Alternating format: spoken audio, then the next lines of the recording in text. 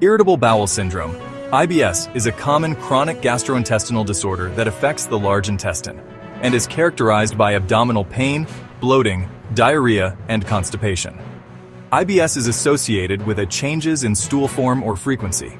The condition affects between 5% and 10% of the population, and in most people it tends to relapse.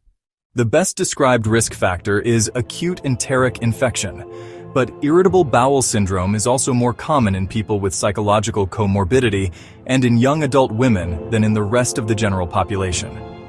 The pathophysiology of IBS is incompletely understood, but it is well established that there is disordered communication between the gut and the brain, leading to motility disturbances, visceral hypersensitivity, and altered CNS processing.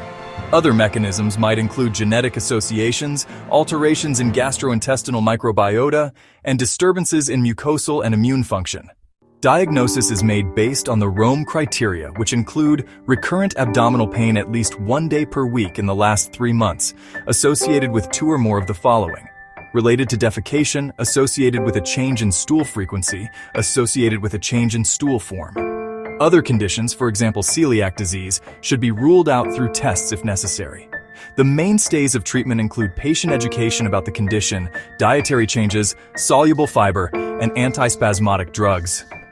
Other treatments are reserved for people with severe symptoms and include central neuromodulators, intestinal secretagogues, drugs acting on opioid or serotonin receptors.